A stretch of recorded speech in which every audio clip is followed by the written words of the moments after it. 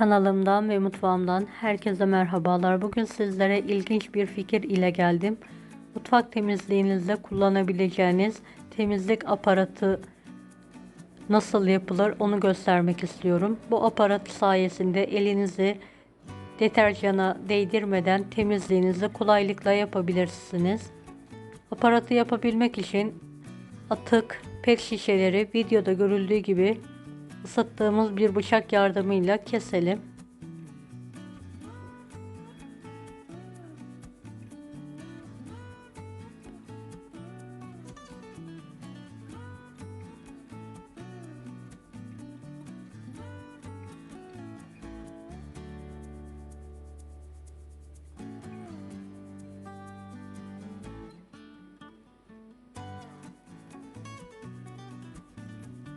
Pet şişelerin kapak kısımlarını ısıttığım bir şişle orta yerinden deliyorum.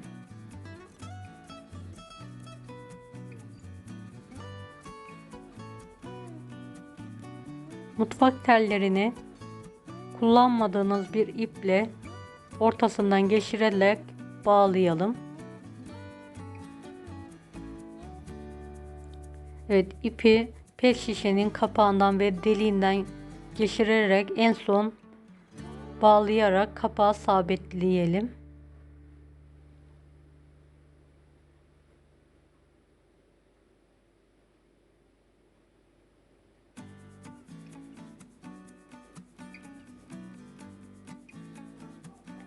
Biraz derin olduğu için diğer pet şişeleri keserek kısaltıyorum. Bu sayede tel dışarıda kalacağı için ovalarken daha kolaylık olacak. Evet, diğer temizlik aparatlarımı da aynı yöntemle hazırlıyorum.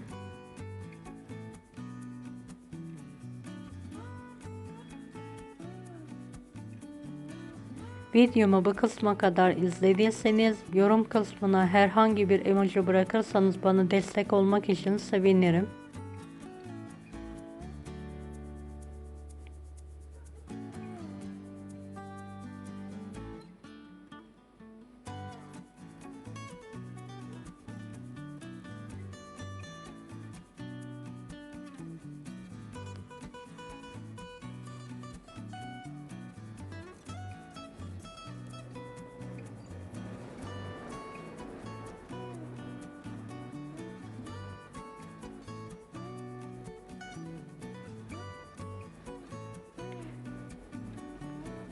İlk hazırladığım pet şişeci derin olduğu için keserek kısaltıyorum ve ip yerlerini fazlalıkları kesiyorum en son.